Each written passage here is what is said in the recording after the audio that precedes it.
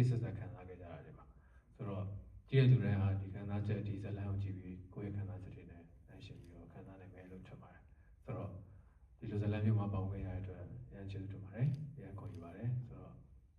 ကျွန်တော်တို့တော်လည်းပန်းနိုင်ဆုံးတဲ့အထိရှေ့ဆက်သွားမယ်ပန်းနိုင်ဆုံးပြီးသွားရင်လည်းနောက်ထပ်ပန်းနိုင်တွေများစွာကျွန်တော်တို့အသက်ရှင်နေတွေဖြတ်သန်းမှာဖြစ်တဲ့အတွက်ကျွန်တော်တို့အသက်ရှင်တွေတော့ကျွန်တော်တို့တရားတဲ့လမ်းပေါ်မှာရှောင်နိုင်ဖို့ပြည်သူတယောက်အနေနဲ့တာဝန်ကျေအောင်ကြိုးစားပါမယ်လို့ကျေးဇူးတင်ပါတယ်အတွက်ကျေးဇူးတင်ကြောင်းပြောချင်ပါတယ်ဒီစကားလေးဖြစ်မြောင်လို့ရေုံကြည်ကြည်နဲ့ငွေကြေးစိုက်ထုတ်ရင်းနှီးပြီးမှဆိုဖီယာတို့ရောဘတ်တို့လည်းကျေးဇူးများတင်ပါတယ်ပြီးတော့ဒီကားထဲမှာပါဝင်ပြီးတော့ပြောဆောင်ပေးကြတယ်ကျမတို့ရဲ့အကိုကျော်တကယ်ချင်းထောင်ပြီးတော့တခြားပါဝင်တဲ့အမှုပညာရှင်နဲ့ပါဝင်ပြောဆောင်ပေးကြတဲ့လူတွေအားလုံးလည်းဒီကနေအထူးလေးလေးနဲ့ကျေးဇူးတင်ကြောင်းပြောချင်ပါတယ်ဒီစကားလေးကRay ဆိုတဲ့စကားလေးက Ray တယောက်တည်းကိုကိုစားပြုတာမဟုတ်ဘဲနဲ့တော်လိုင်းရေးအတွက်အခုချိန်ထိတိုက်ပွဲဝင်နေကြတဲ့ရဲဘော်တွေအကုန်လုံးကိုကိုစားပြုတဲ့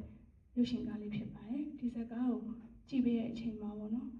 အဲ့တဲ့တော်ရဲ့ရင်ထဲမှာတစ်ခုခုရရှိသွားမယ်တစ်ခုခုကျန်ခဲ့မယ်လို့ထက်ကယုံကြည်ပါတယ်ဆက်လက်ပြီးတော့အားလုံးတူတူရှေ့ကိုတူတူလက်တွဲပြီးတော့တော်လိုင်းရေးအတွက်ပေါ့နော်ဆက်ပြီးတော့ရှောက်ကြဖို့ထက်က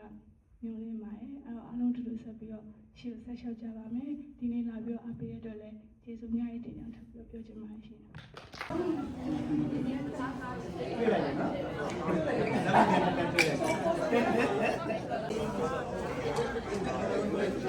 Sasha,